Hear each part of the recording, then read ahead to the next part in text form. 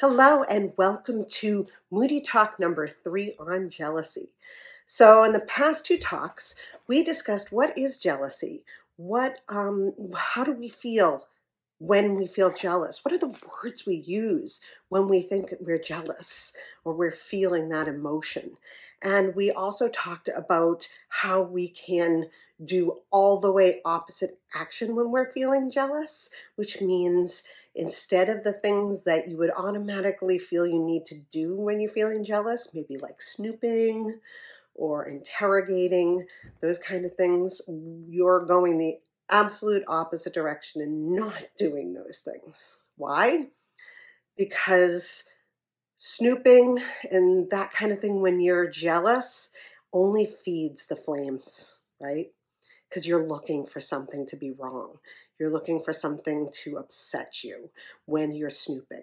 And interrogating can really be a problem for interpersonal communication with someone, right? You are interrogating someone, they feel pressed and they don't want to answer the questions or they'll just ignore you. It's that kind of thing. So, all the way opposite action is an important thing to remember when it comes to jealousy. We don't automatically have to do the things that our brains want us to do to find out more, to see if you're correct in why you're feeling jealous, right?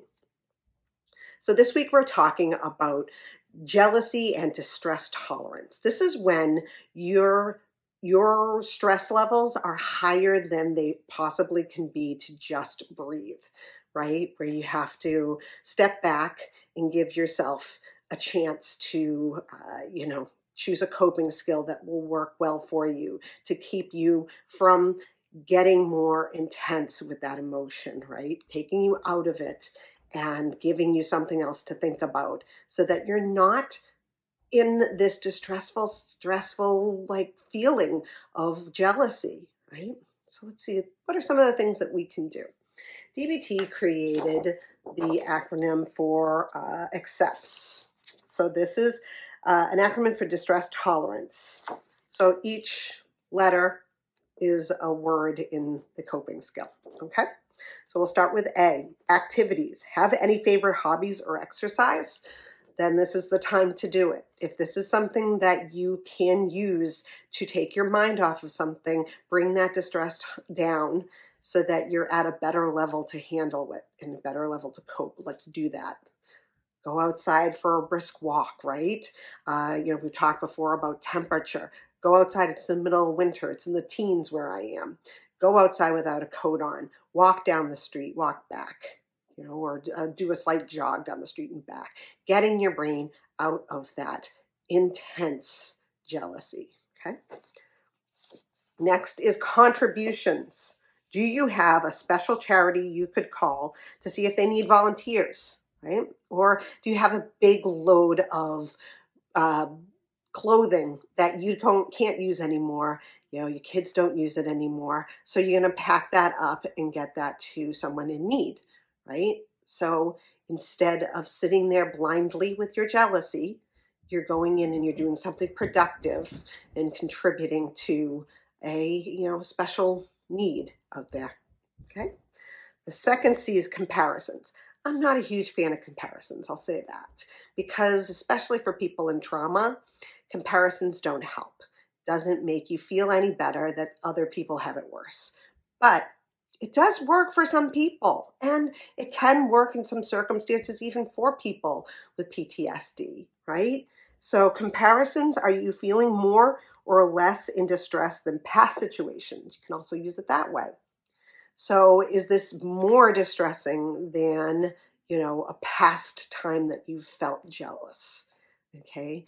Maybe you're feeling this jealousy more and more and, you're seeing things that you don't want to see, you know, maybe it's time to look at the relationship if the jealousy is continuing, if it's feeling less distressful than the last time you felt this jealousy.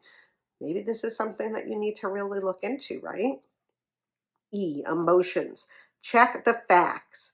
Is jealousy really what you were feeling? We've talked about check the facts quite a lot. It's my favorite coping skill for DBT.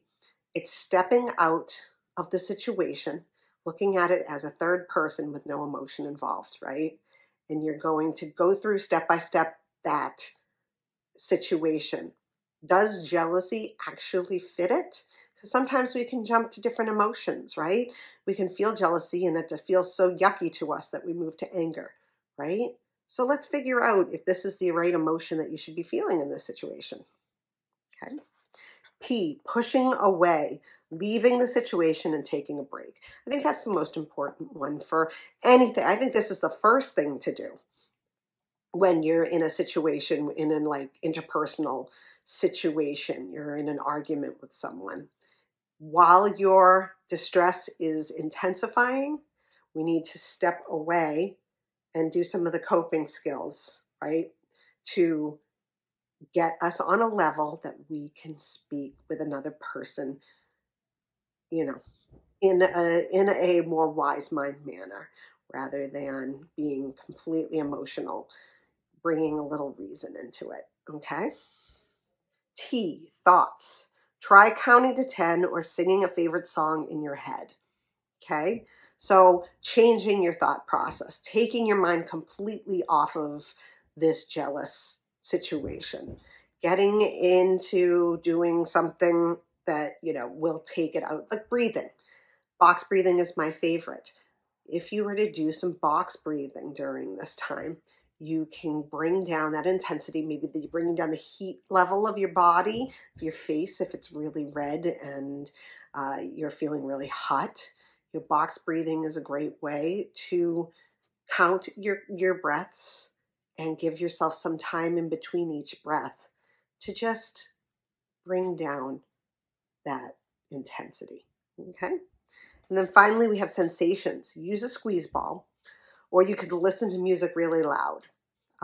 As someone who has blown out their eardrums over the years, I highly suggest maybe not doing it really loud so that it's hurting your ears. But a squeeze ball is great. I use putty that I can pull apart, and I put some, essential oils into it so I can smell it too. So I'm bringing myself out of the distress both with my hands and with my sense of smell. Okay, so those are the sensations that you can use. Read a book, read a favorite poem, pull a book out from a shelf that's right next to you and start reading a poem. Okay, it's taking you out of that intensity and bringing you down to a level where you're better able to discuss or better able to think through the situation if it's just you, right? Figuring out, okay, is there a real reason why I should be feeling jealous? Am I feeling like I don't have a good grip on my relationship? Or maybe I don't feel like I have a good grip on my, job, and somebody else has a similar job that could take that job away from you. Now, have you seen the signs, or is this just catastrophizing, right? So accepts is there to help you to bring down the intensity of your emotions, in this sense, jealousy, and be able to look at it with a more open mind. And maybe you'll see that it wasn't the exact situation you thought it was, right? We just have to give ourselves a chance to step back and realize that, to see for ourselves that maybe this isn't all I've brought it up to be. Okay, so that's this month, this week.